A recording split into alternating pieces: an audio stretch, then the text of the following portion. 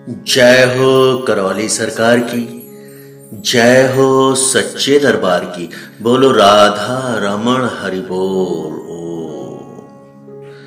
भक्तों, इसके पहले का वीडियो आपने देखा दरबार के महत्वपूर्ण नियम।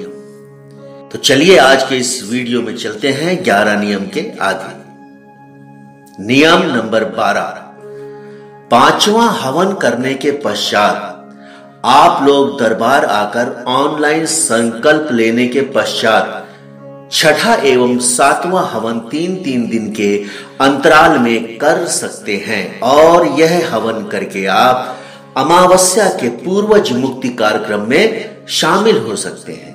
अब छठवां हवन करके आश्रम आकर संकल्प लेने की अन्य वार्ता भी समाप्त कर दी जाती है। जी हां, छठवां हवन करने का जो आश्रम का जो नियम होता है उसकी यहां पर अनिवार्यता समाप्त कर दी जाती है। नियम नंबर 13, यदि किसी भी प्रकार की समस्या हो तो 5 सिद्ध हवन करने के पश्चात टोकन लेकर गुरुजी से मिला जा सकता है। जी हां भक्तों, सबसे जरूरी यह नियम है, यदि आप हवन कर चुके हैं और हवन करने के पश्चात अगर आपको कोई संकट आ रहा है या कोई किसी अन्य प्रकार की समस्या उत्पन्न हो रही है तो उस विषय में आप टोकन लेकर गुरुजी से चर्चा कर सकते हैं, अपनी बात गुरुजी के सामने रख सकते हैं। नियम नंबर 14, यदि आप आश्रम आकर अपनी अर्जी लगा चुके हैं और अपने घर पर सिद्ध हवन की किट को ले जाकर उसके द्वारा हवन कर चुके हैं। नियम नंबर 15, यदि आप हवन करने में सक्षम नहीं हैं, मान लीजिए कि हवन की किट का पैसा आपके पास नहीं है, अब आपको संकट है, आपको पेशी आती है या आपको अन्य कोई बीमारी है, अब आप सोच रहे हैं कि यार हमारे पास तो पैसे नहीं है, हमें गुरुजी नहीं देखेंगे, हम कैसे सही होंगे, तो आप दूसरी विधि अपना सकते हैं, नमन। और नमन के द्वारा आप नियमित रूप से प्रत्येक शनिवार को अर्जी व हाजिरी लगाकर श्रद्धा व आस्था के आधार पर संकट से मुक्ति पा सकते हैं। जी हां भक्तों, गुरुजी मिलते सबसे हैं, चाहे वह हवन करें चाहे ना करें, लेकिन वह देखते सभी को है।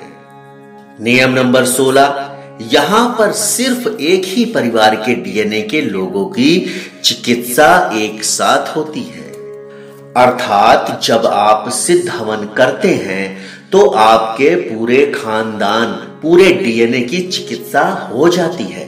दरबार में प्रत्येक आदमी को हवन करने की आवश्यकता नहीं है। अब जैसे मान लीजिए कि आपके खानदान में 60-70 लोग हैं, आपके परिवार में 20-30 लोग हैं, तो जरूरी नहीं है कि उन सभी परिवार के लोगों को या सभी खानदान के लोगों को सिद्ध हवन करना पड़े। सिर्फ आपके हवन करने से उनके भी संकट चले जाते हैं। लेकिन यदि आपकी ब्लड लाइन कहीं और जुड़ चुकी है, अब इस नियम को समझना बहुत ही जरूरी है, बहुत ही ध्यान से समझिएगा यह नियम। यदि आपकी ब्लड लाइन कहीं और जुड़ चुकी है, इसका मतलब हो गया, मान लीजिए आपकी शादी हो गई है, अब आप चाहे पुरुष हो या स्त्री हो, तो होता क्या है, आपकी ब्लड लाइन दूसरे खानदान की ब्लड लाइन के साथ जुड़ जाती है। अब आपका डीएनए दूसरे डीएनए में शामिल हो जाता है, तो ऐसे लोगों को अलग से हवन करने की आवश्यकता होती है। जिनका डीएनए चेंज होता है उनको अलग से सिद्ध हवन करना पड़ता है। नियम नंबर 17, यहां पर प्रतिदिन चिकित्सा होती है। प्रतिदिन गुरुजी भक्तों को देखते हैं, प्रतिदिन भक्तों के संकट हरते हैं, लेकिन शनिवार को मुख्य चिकित्सा होती है। जो यहाँ पर मुख्य चिकित्सा है, जो यहाँ की मेन चिकित्सा है, वह होती है शनिवार को।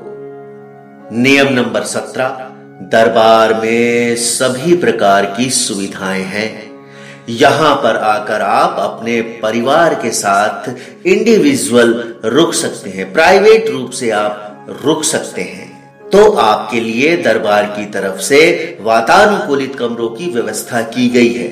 बस मात्र थोड़ा सा शुल्क अदा करके उस वातानुकूलित कमरे में आप रुक सकते हैं। और अगर आप शुल्क नहीं देना चाहते या आपके पास उस शुल्क की व्यवस्था नहीं है तो दरबार का जो वातानुकूलित हॉल है उसमें आप बिल्कुल फ्री में रुक सकते हैं।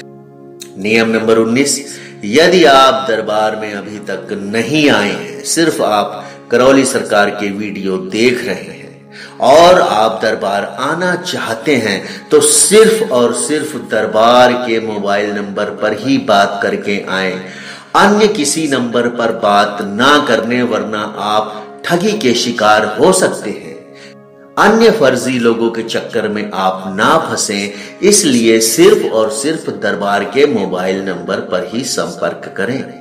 नियम नंबर 19, 5वां सिद्ध हवन पूर्ण होने के पश्चात जब आप दरबार आते हैं तो अपना डीएनए जरूर ब्रेक करवा लें, ताकि आपके परिवार में यदि कोई उल्टे सीधे काम करता हो या फिर आपसे दुश्मनी मानता हो या फिर आपसे विचार में मतभेद रखता हो तो उसकी नकारात्मकता भविष्य में आपको परेशान ना करे। उसकी जो निगेटिविटी है वह आपको भविष्य में किसी भी तरीके की हानि ना पहुंचा सके। इस वजह से जब आप दरबार आए तो अपना डीएनए जरूर ब्रेक करवा लें।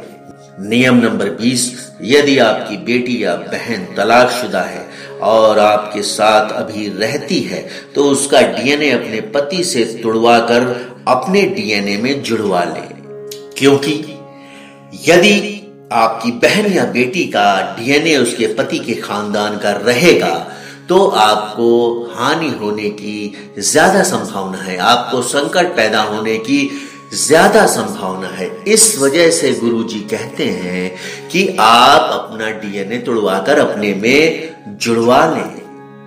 नियम नंबर 21, करौली सरकार दरबार आने का रास्ता समझने के लिए गूगल पर मानव मंदिर हॉस्पिटल और कानपुर टाइप करें। जी हां, करौली सरकार की वेबसाइट है www.karaulisarkar.com।